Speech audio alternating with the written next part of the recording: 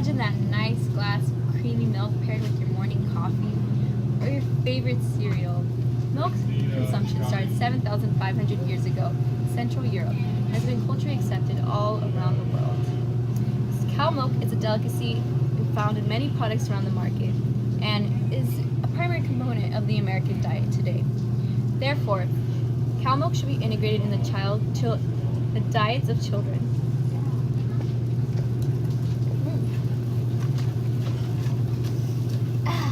The sweet smell of chemicals.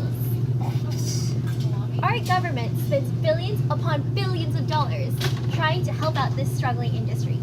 Sure, it may be culturally accepted in few places, but should we really drink this milk? Milk should not be a necessary part of children's diets. Milk helps in the development of bones. According to Mrs. Weaver, calcium-rich foods, such as milk, should be consumed by adolescents in order to aid in bone mass production. According to Medical News Today, consuming milk and engaging in regular physical activity helps reduce the risk of developing osteoporosis, which is a disease that decreases bone density and increases the fragility of bones. But there are other ways that adolescents can integrate calcium into their diets, such as lettuce, kale, collard greens, and other greens. Many children are picky with their foods, and they don't like eating their vegetables. Milk products are more favored by adolescents. According to WebMD, milk and dairy products are the most calcium-rich foods. Milk has a good source of proteins, fundamental for good health. According to Mrs. LaPay, milk can reduce the risks of certain cancers because it's rich in vitamin D. According to the National Cancer Institute, calcium and vitamin D-rich milk can reduce the risk of obtaining colorectal cancer, which is highly prevalent in regions with less sunlight. There have also been studies suggesting that milk decreases the risk of obtaining ovarian cancer. Although milk aids in the prevention of some cancers, it also raises the risks of obtaining prostate and testicular cancer.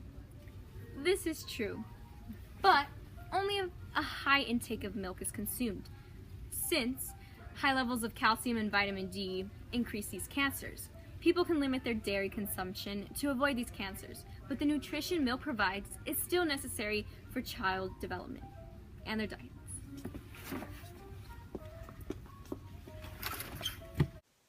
When small children drink milk, they run a high risk of having iron deficiency.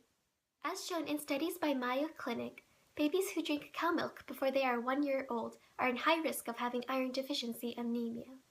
Small children who are between ages 1 and 5 also have a large chance of having iron deficiency if they drink over 24 ounces of cow milk a day. It is extremely easy for parents to accidentally give their kids too much milk and put them at this great risk. Some people might say, "Oh, come on, drinking too much milk once or twice won't suddenly give them iron deficiency. Besides, there's other nutrients in milk too." Yeah, but those once or twices will add up. And besides, cow milk is catered towards cows, not humans. Milk is an affordable way to provide nutrients to families. According to USDA, the average gallon of milk in the U.S. costs $3.80, which is a very affordable way for Americans to incorporate the needed nutrients into their daily diets. According to Dairy Goodness, milk contains vitamin A, vitamin B6, vitamin B12, and magnesium, which is much more fulfilling than other foods. But besides milk, there are other nutrient-rich foods, such as bread and milk is much cheaper than other produce and is sold in larger quantities. Therefore, larger quantities of nutrients are abundant at lower costs. The lack of funding in dairy farms are also causing safety concerns. According to BBC News, over 1,000 dairy farms have shut down in the past 3 years. This is due to the increase in the production of milk and the decrease of the amount of money that producers make per gallon of milk. The lack of funding means less sanitary environments on dairy farms and less farmhands to monitor the cows. This puts cows at a greater risk for diseases such as mastitis. According to a survey conducted by Giannichini and Company, 52% of the cows had subclinical mastitis. This means that they had a disease without showing any of the symptoms. This greatly affects the quality of the milk that the cows produce, and therefore the quality of the milk that we drink.